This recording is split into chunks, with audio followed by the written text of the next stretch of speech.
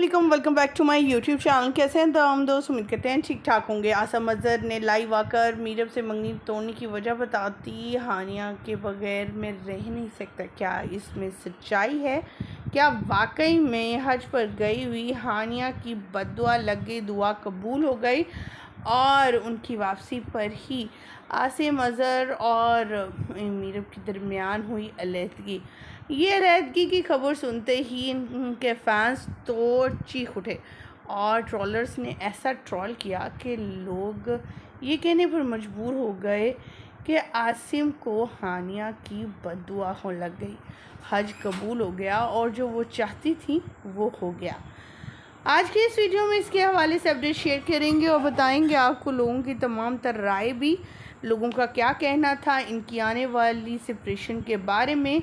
मंगनी को इतना साल गुजर जाने के बाद आज इन्हें एकदम से ही ख्याल आता है कि उनकी प्राइवेसी का ख्याल रखा जाए। वो एक दूसरे को छोड़ चुके हैं, ना सिर्फ छोड़ चुके थे बल्कि उन्होंने इंस्टाग्राम से अपनी पोस्ट और एक दूसरे को अनफॉलो भी कर दिया था।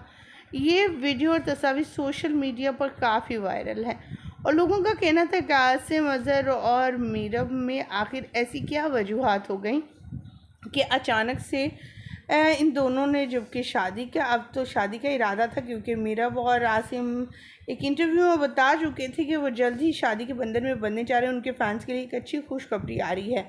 उस खुशखबरी को उन्होंने कैसे चेंज कर दिया और अचानक से इस मंगनी को उन्होंने जो है वो तोड़ दिया और अपनी राहें जुदा कर ली।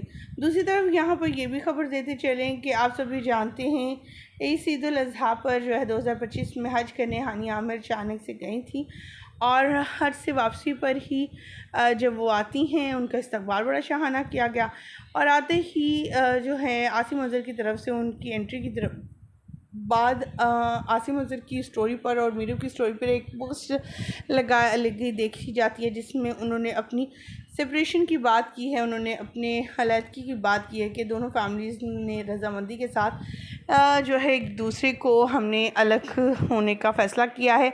सो उनकी प्राइवेसी का ख्याल रखा जाए इन चीज़ों में और इन पर कोई भी इस तरह की कोई बात ना की जाए। लेकिन ट्रोलर्स तो फिर ट्रोल करते ही हैं। लोगों का कहना था कि पहले हानिया को छोड़ा, फिर मीरब से इतने साल दोस्ती रखी, ना सिर्फ दोस्ती थी बल्कि इनसे तो मंगनी भी कर रखी थी आसिम ने, तो फिर अचानक से क्यों शादी कर दी, छोड़ दी। इंटरव्यू में उन्होंने बताया अपने लाइव आकर कि ये एक ऐसा मसला है जो एक प्राइवेट मसला है जिसको मैं शायद पब्लिकली एक्सप्लेन नहीं कर सकता और ना ही करना चाहूँगा और उम्मीद करूँगा मेरे अपने फैन से कि वो इस प्राइवेसी को ख्याल रखें। हमारी ज़िंदगियों को जो है या हमारी ज़िंदगियों में इंटरफेयर करने की कोशिश मत करें।